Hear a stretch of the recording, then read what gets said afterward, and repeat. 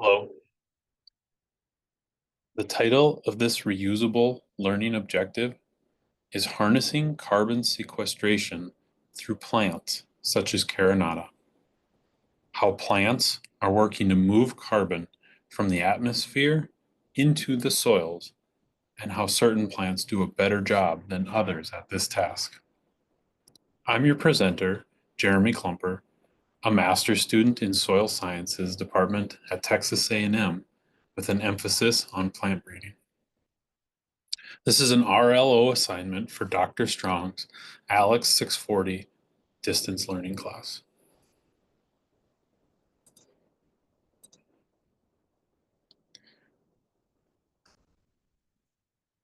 The objective of this RLO is that after viewing this presentation, learners will be able to articulate the theory of plant behavior and identify how each of its three components help influence farmers to adopt a strategy of carbon sequestration.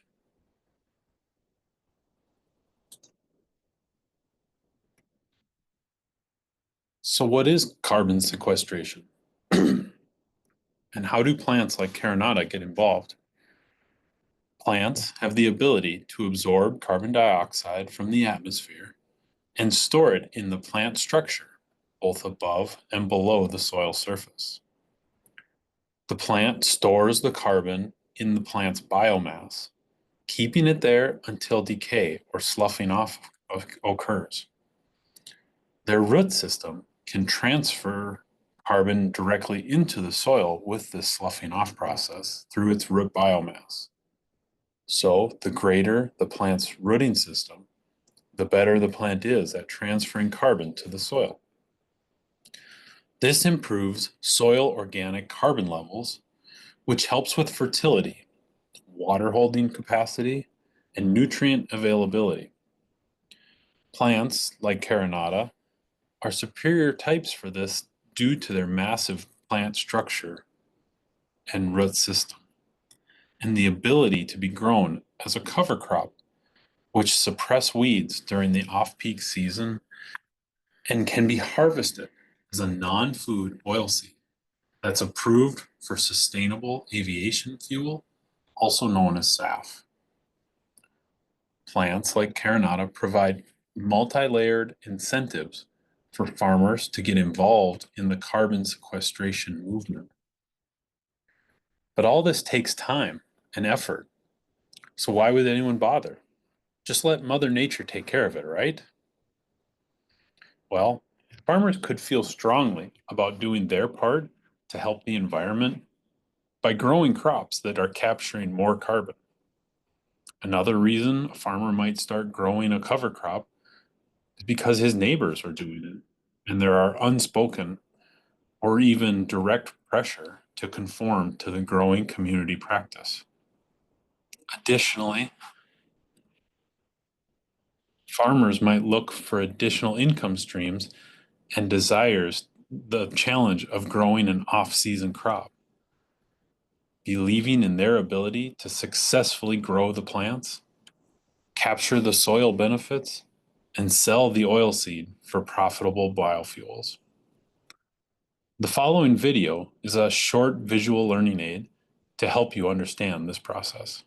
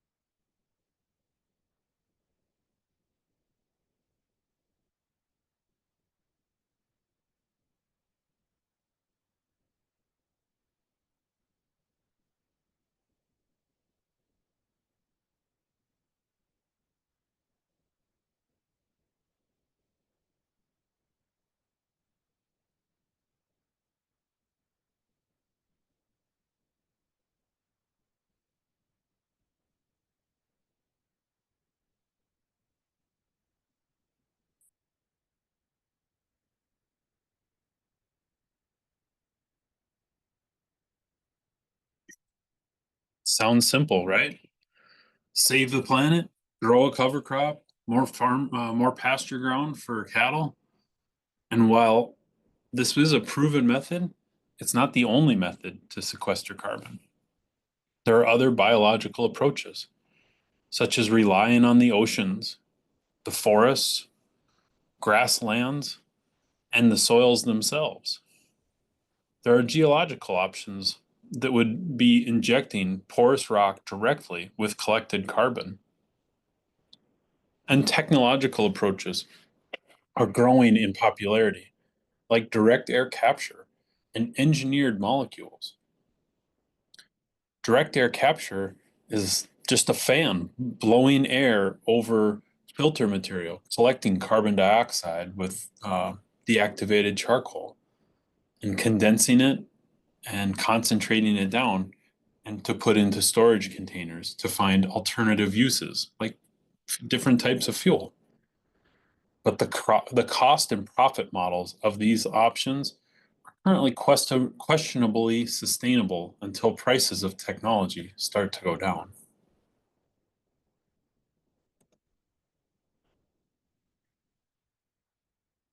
So how do we influence farmers? How do we get someone to make a change? The theory of planned behavior can help describe that. The theory of planned behavior was developed by Dr. Ajen in 1985. It's a psychological theory that links the belief to behavior.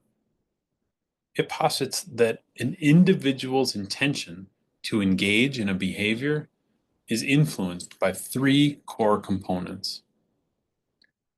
There's attitude, the individual's positive or negative evaluation of the behavior. Subjective norms, which are the perceived social pressure to perform or not perform the behavior. And perceived behavioral control. This is the perceived ease or difficulty of performing the behavior. This theory is widely used to predict and understand human behavior in various contexts.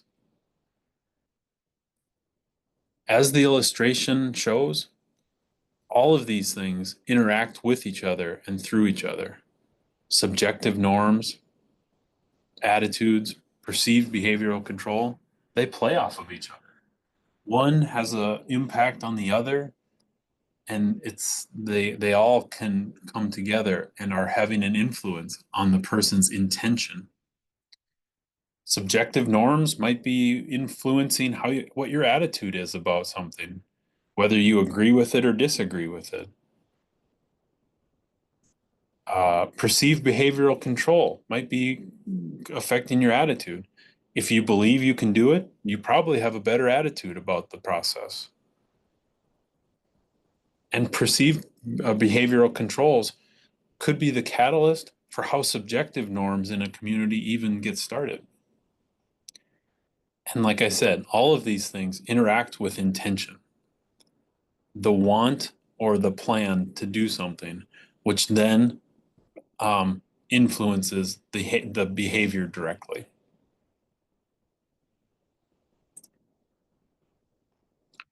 So what is driving adoption today? Technology is helping. Is helping drive the new beliefs to behaviors faster than ever before. Our access to information and the speed at which the data is distributed to the masses is at a historic high. Media platforms are providing everyday examples of how each person can make a difference in helping with our carbon footprints.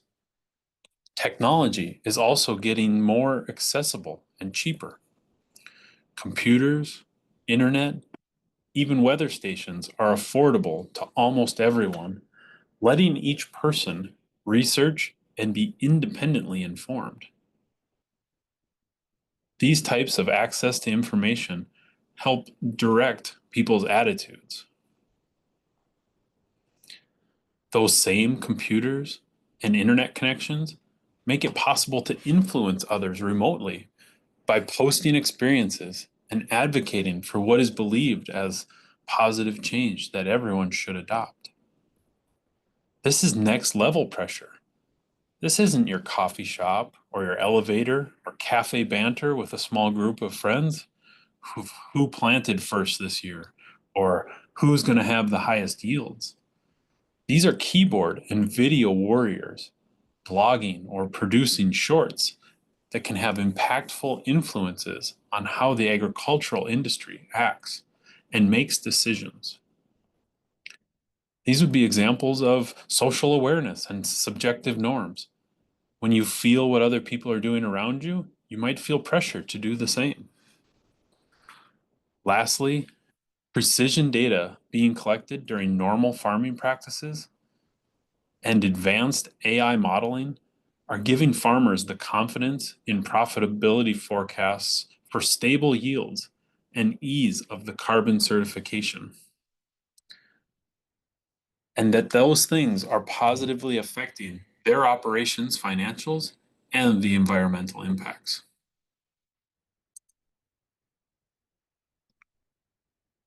So while I believe that attitudes and subjective norms are having an impactful benefit to the decisions that farmers of the farming community, financial the financial impacts and a grower's innate ability to find profitability is, in my experience, driven by perceived behavioral controls.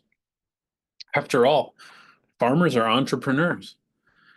They control what crops they plant, what chemicals they use, what seed they buy, how much they spend on fertilizer, what's their farming equipment investment. When do they plant? Do they wait for weather? Do they try and avoid the heat? Farming could loosely be controlled by perceived control. The economics are making it more appealing for growers to adopt the changes. Incentive programs have been created for carbon reduction, and payment structures are popping up in different regions for increased no-till practices and for soil organic carbon level monitoring. And for crops like carinata, where there's a harvestable seed, biofuel markets are gaining momentum and consistency.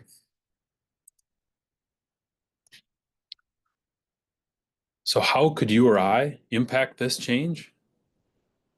Be supportive of corporate and governmental policies that secure programs and incentives for cover crop adoption and forever green cropping systems, and also carbon credit offsets. This helps provide financial safety nets for landowners to be early adopters and influencers. Seed companies can support initiatives by confirming the low initial cost to participate, helping find ways to work with the equipment they already own, and connecting knowledgeable agronomists or grain handlers to farmers to give them their wisdom on the subjects. We can be advocates and educators in our communities, letting people know about soil health benefits to future crops, breaking up hard pans, and compaction zone to fully unlock and utilize the value of that land. Seems all positive, right? Nothing else to discuss. But market uncertainty can be a reason for not adopting these practices. Without consultation from knowledgeable professionals, maybe the documentation and certification process is daunting. Certain restrictions on equipment efficiency, nitrogen usage on the land, and even where you live in the world can affect participation. What do you think about carbon sequestration? How about how the theory of planned behavior explains why and where growers may be influenced to adopt such practices? What about a blind spot that I'm not seeing or could have explained something in a different way? Let's talk about it. Email me at the link or in the presentation to to continue the discussion.